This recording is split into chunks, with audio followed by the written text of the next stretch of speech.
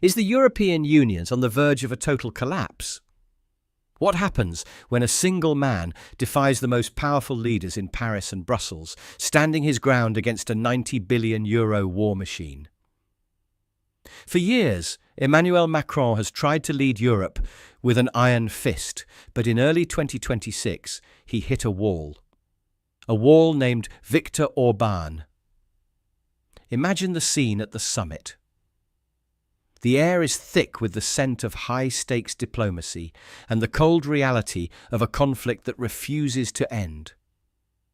Macron, the champion of strategic autonomy, demanded absolute unity.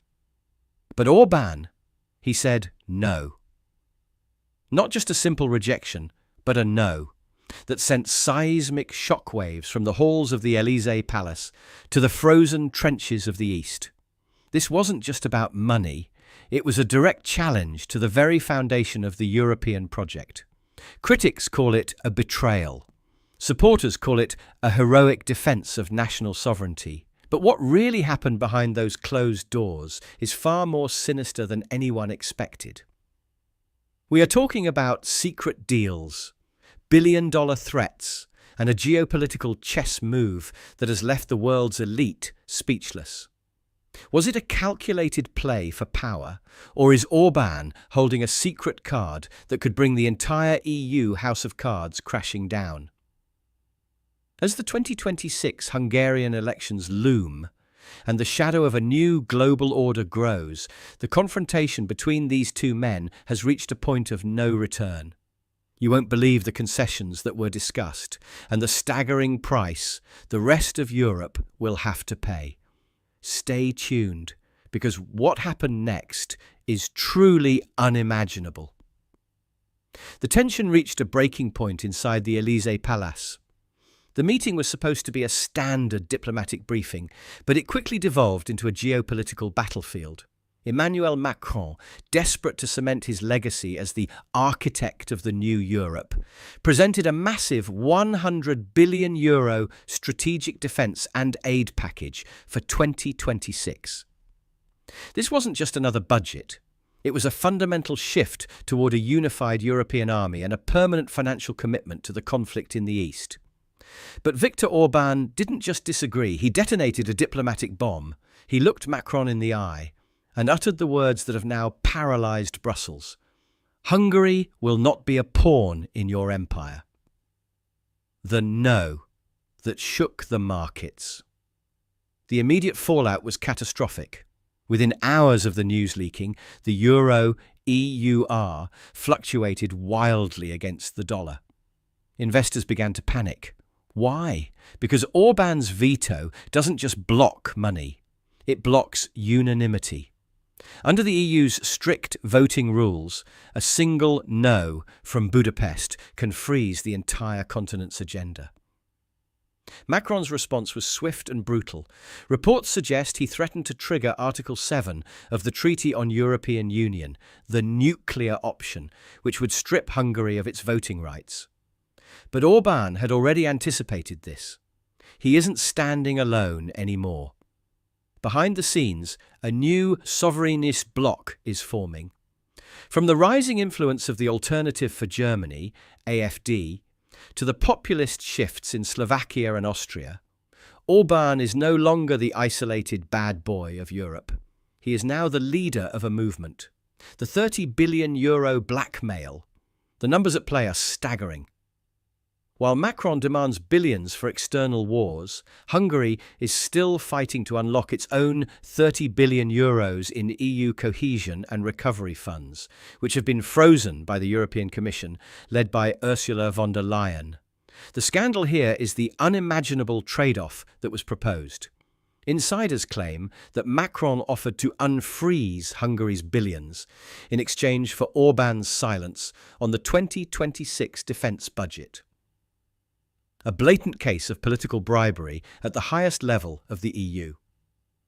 But Orbán did the one thing Macron didn't expect.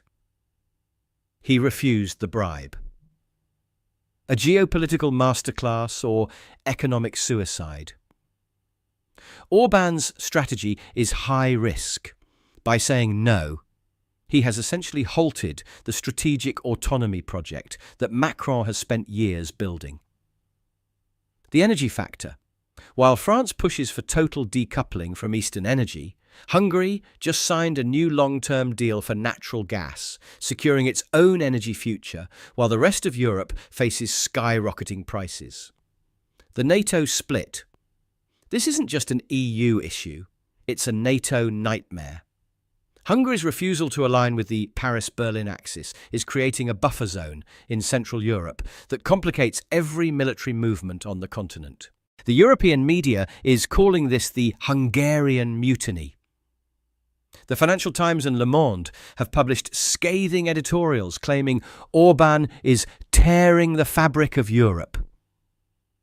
But on the streets of Budapest and among the disenfranchised voters in the French countryside, the narrative is different. They see a leader finally standing up to the technocrats of Brussels. The unimaginable turn. But here is the part that no one saw coming. Just as the tension peaked, a leaked document from the Hungarian Ministry of Foreign Affairs hinted at a secret Plan B.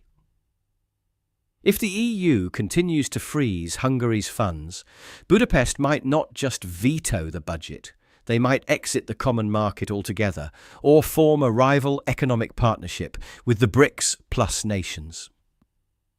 Imagine a hole in the centre of Europe.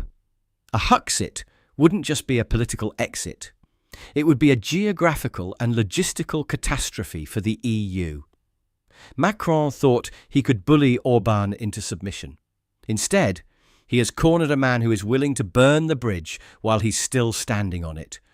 The stakes have never been higher.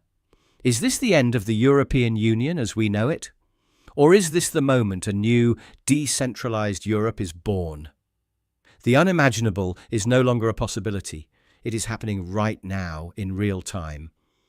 The dust from the Paris-Budapest collision has not even begun to settle, but one thing is certain, the European Union will never be the same. What we witnessed wasn't just a diplomatic no. It was a declaration of independence that has left the Brussels elite paralyzed with fear. As we move deeper into 2026, the question is no longer about a single budget or a specific aid package. The real question is, who actually leads Europe? Is it the visionary in the Élysée Palace, dreaming of a unified super-state?